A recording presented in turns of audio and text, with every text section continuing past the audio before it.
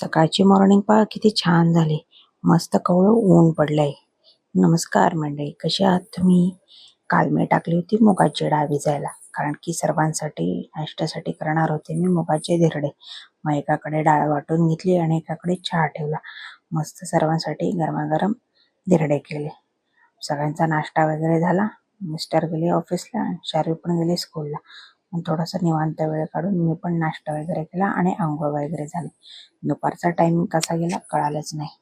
मग संध्याकाळी शार्वीचं कालपासून चाललं होतं की बाहेर जाऊ, फिरायला बाहेर जाऊ, पण मिस्टरांना काही वेळच भेटत नव्हता. ते रोज उशिरा येत होते. मग शेजारच्या आंटी म्हणाल्या की शेजारीच घराजवळ स्केटिंग गार्डन आहे, तिकडे घेऊन जा, तिकडे लहान मुलं पण येतात.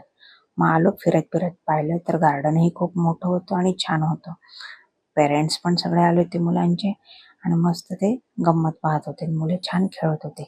तिकडेच एक शार्वीला लहान मुलगा भेटला, तो तिचा छान फ्रेंड झाला. दोघंही मस्त खेळत होते आणि इकडे मुलं प्रॅक्टिस करत होते त्यांची स्केटिंगची. छान वातावरण वाटत होतं. पहिल्यांदाच पाहिलं एवढं मोठं गार्डन होतं इकडे आणि मला माहितीच नव्हतं.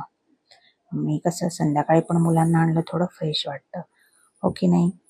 मग मुलांचे टीचर पण आले आणि मग त्यांना स्केटिंगची प्रॅक्टिस करायला सांगितली.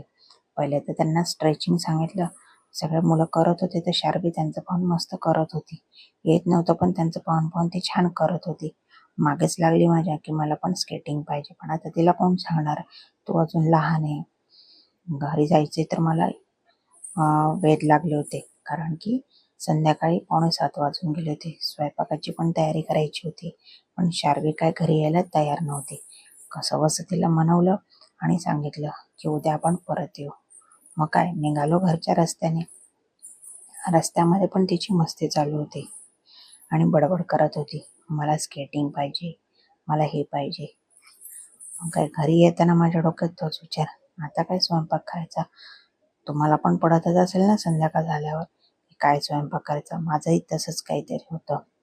मग काय पटकन ठरवलं की आता काय करू, म्हणून ठरवलं गवारची भाजी करूया. एकाकडे गवारची भाजी केली आणि एकाकडे ढोबळी मिरचीची भाजी केली आणि पोळ्या केल्या. घरी वाजले सगळे 8:30. मिस्टरांचा फोन आला, मला उशीर होणार आहे.